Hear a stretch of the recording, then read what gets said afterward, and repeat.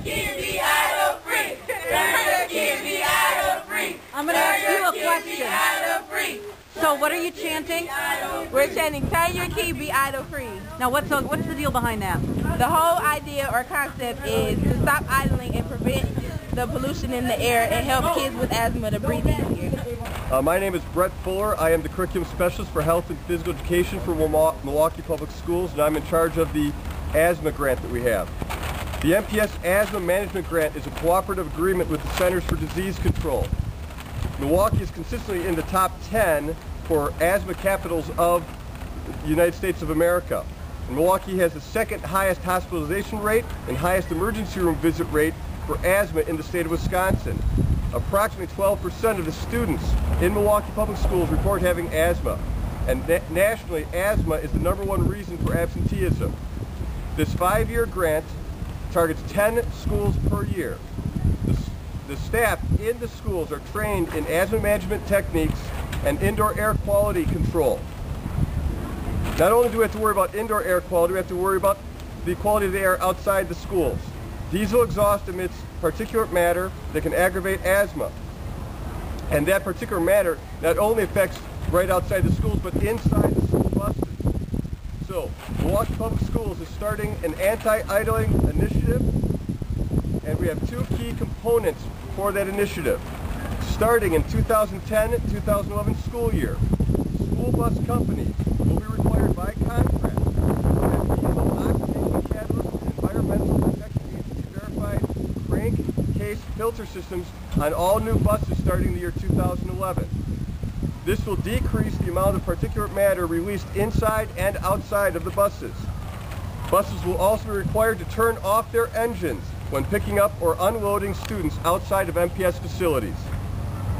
The bus companies will be required to provide drivers education on this new requirement. The second key component to our initiative is car idling. We are asking parents to not idle their cars while waiting for students. The asthma peer educators will distribute educational information to parents and bus drivers who are waiting to pick up students. None of this could have been accomplished without the support of key MPS personnel. Roseanne St. Aubin, Kathleen Murphy, Bruce Dreyer, and Leanne Corning have been very helpful in this process. And I want to especially thank Mike Terza, the Director of Transportation for Milwaukee Public Schools. In addition to the MPS staff, we have several community partners who are essential in achieving the significant change in MPS policy. The Environmental Protection Agency has provided books such as The Magic School Bus Gets Cleaned Up, posters, incentives, and technical support to Milwaukee Public Schools.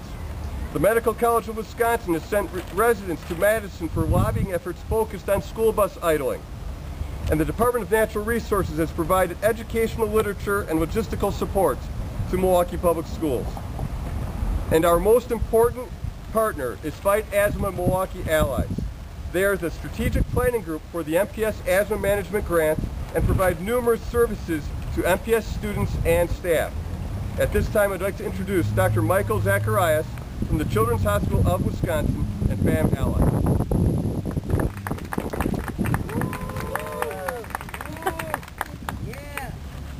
Good afternoon. I'm pleased to speak here on behalf of Fight Asthma Milwaukee. And I'd like to take a few minutes to discuss asthma and the effect of air pollution on individuals who have asthma. What is asthma?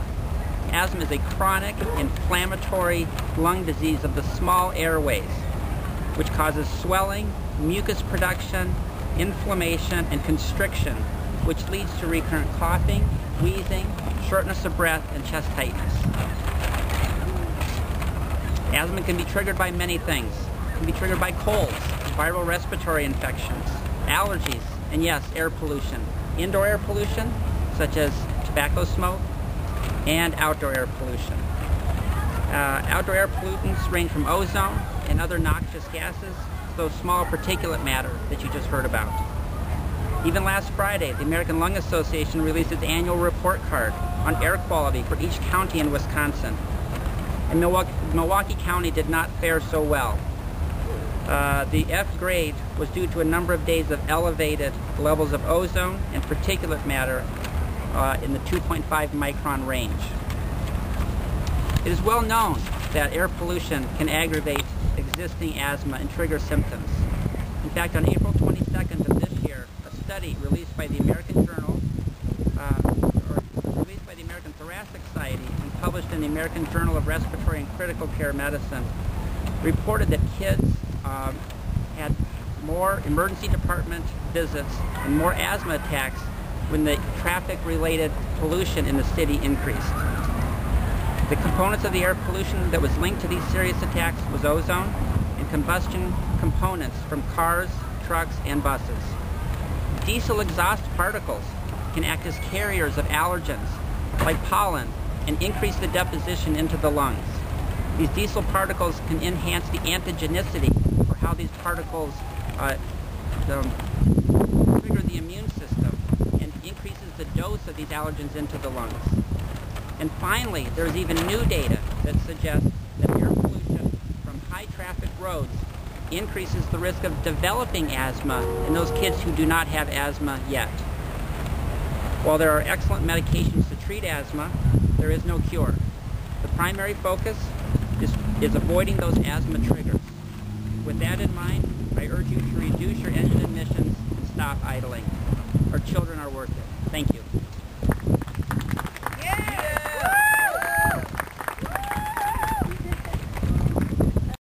Hi, my name is Devin Warner. I attend Congress, and we're talking about being idle-free. So basically, turning your key and being idle-free. So we would like you to turn off your engines while you wait for students to get picked up.